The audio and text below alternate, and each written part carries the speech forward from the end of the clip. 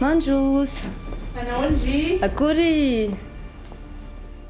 Zany akiato mbola miketrika be an'le devoir antsika e.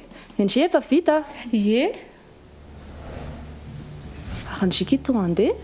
Zaka andeha hamangy amin'ny bebe any any ambanivohitra. Fa aiza indry no hita taxi brosy amin'izao. Amin'izao ny efa tsy miasa daholo ny olona e. Ka Akory. manaonly. Nareo ametraka an'ity lakile ty amindrika izy afa andeha voaka kely vetivety a. Fa andeha ho aiza daholo nareo e. Amin'izao any tokony tsy mivoaka ny trano intsony e. Ka programme nefa vita e. Tsy adina fotsiny any atao ato.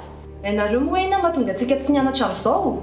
Mba ho fisorohana ny fiparitahan'ny aretina dia tokony tsy mivoakavoaka zany fa mijanona atao trano.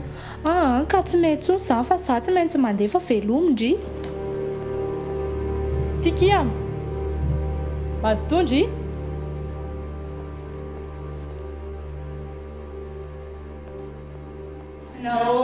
Andeha hoezaka ianareo reny e. Zaka andeha hamangy amin'ny bebe anay dia izy andeha hitsena. Toromarika omeny fitondram-panjakana antsika izao hoe mijanona ny an-trano dia mila mijanona ny an-trano. Ka ataony tsisy atao e dia aninaty zany izay. Ary ilay antony hijanonana ao an-trano mihitsy izany no tsy fantatrareo raha izany. Ho fitsinjovana ny ainao sy ny ain'ny mpiara-belona amintsika dia mila mijanona ny an-trano. Mba fantatrareo moa fa mifindrangana be n'io aretina io e.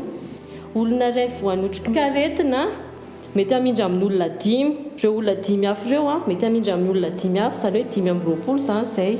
Dia ohatr'izay hatrany an-trano. Ka zao ne izay sady tsy mikohaka ny tsepitra ny tsy mafana hoditra.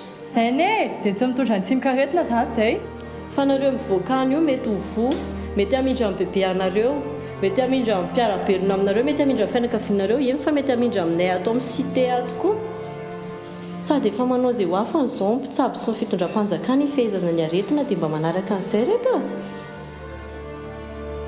Dia ahoana aky izany? Tena marina izany. Salova izany mba hijanona mba hitsinjona hafa koa. Ie, dia hitsinjovantsika ny tenantsika koa. Izao Shakia. Yo.